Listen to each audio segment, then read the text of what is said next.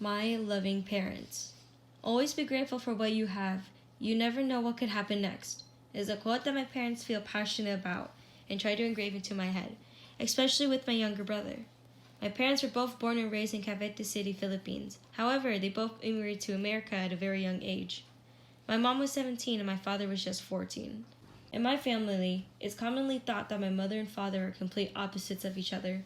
An example of this is that my mom hates it whenever the house stinks. It could be the aromatic scent of a freshly baked banana bread or the utterly grotesque smell of eggplant that had been charred over the stove. She doesn't care if it was pleasant or disgusting stench. If the house didn't reek of a Rena Bath and Body Works candle, she'd always complain. On the other end, my dad doesn't care about how the house smells because it is his home too.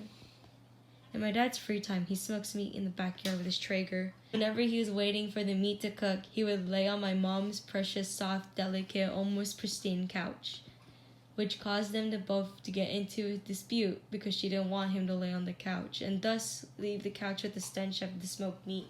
When all said and done, everyone ends up happy because the meat would be done, and we'd all sit at the dining table and eat together like nothing happened.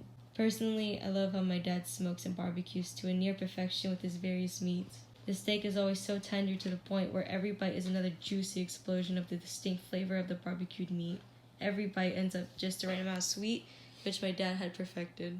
Praising my father's barbecuing skills aside, my mom and dad also try to be their own versions of good parents. My mom would always complain about how dirty the house was or how messy our yards were, which gave them a reason to give my brother and I chores to do around the house. For me, that entailed sweeping, the inside and outside. My brother, on the other hand, had to take out the garbage.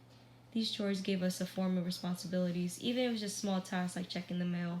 I've never seen my parents put their hands on me nor my brother, but they always lectured us about what we have done or what we haven't done at all. They always give us, "This is your future, not ours" lecture at the beginning of every school year, and constantly tell us to make good choices with our education. I've always told to take more science classes during my middle and high school years so that I can become a nurse and not experience the struggle that they had in their adult years.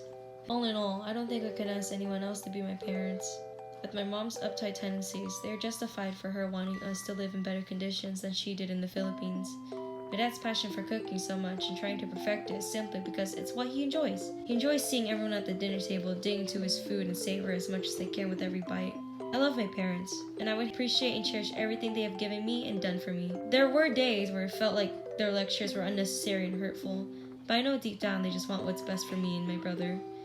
Overall, in the 17 years of being their daughter, I'd give him a 7.8 out of 10 in parenting.